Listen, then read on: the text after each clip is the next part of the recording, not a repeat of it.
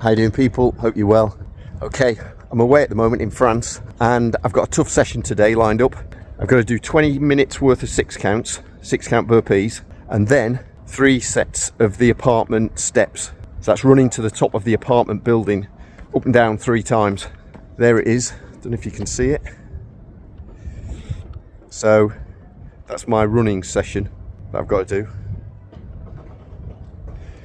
Okay, so 20 minutes, 6 counts, 3 sets of steps.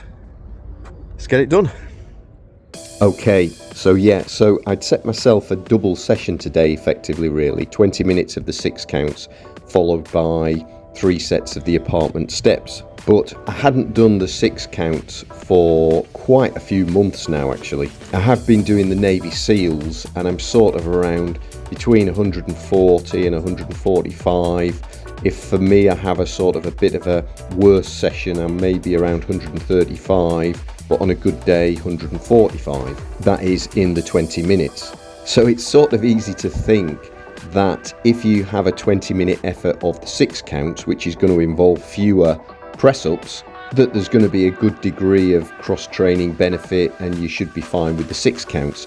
But it never ceases to amaze me how specific each one of these movements is. And the way I do these with the wide leg stance, which helps lower back, I find it a lot less impactful on the lower back. I find that going from that wide leg position to the plank position puts quite a bit of strain on the shoulders. You're supporting yourself that a little bit longer for each rep. It's a bit less impactful on the legs actually, but more impactful on the shoulders. And it's just a very specific area for the local muscular endurance. And yeah, you just find yourself slowing down. So my overall score was 291 for the 20 minutes, which traditionally for me would be a low score. But yeah, basically just because I haven't done this specific exercise for quite a few months. Cardio wise, it doesn't actually seem to make that much difference whether I make a score like this one or whether I did 320. So I might do a few more sessions of these just to get my numbers back up.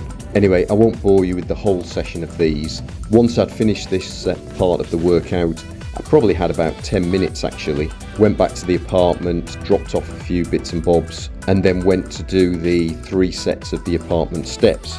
I have my minimum criteria of having to do 2 steps at a time, and of course these are extremely impactful on the legs. I normally average about 3 minutes to get from the bottom to the top, but having done the burpees first of all, I was probably averaging more like 3 minutes 25 seconds, and it takes about 5 minutes to slowly come down to the bottom again.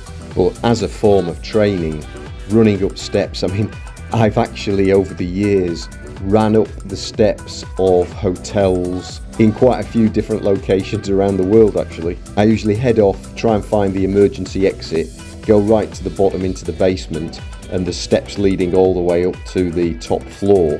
And it's just a great way to train. If ever you want to do a session and you're away on holiday or wondering what to do, maybe it's my own personal quirk, but I always head for those emergency stairs, the emergency exit stairs, go down, and usually you can get a free flow from the bottom to the top, and it's just a brilliant session. Anyway, looks like I'm going to have to practice my 6 count burpees for a bit, get the score a little bit higher.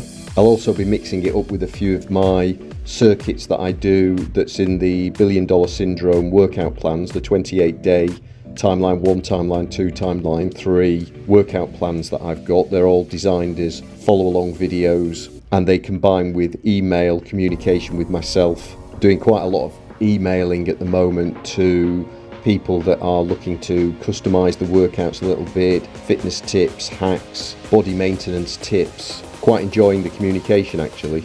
They really are fantastic training programs to follow. There's a link in the description to those if you want to reach out and have a chat about them. I've got another channel as well now, which is Duncan Walsh Over 40 Fitness. It's over 50 fitness as well really, but it's more dedicated to that age group and all the sort of pros and cons of training and dealing basically with the reality of trying to train hard when you are over 50. Anyway, thanks again for watching. See you in the next one.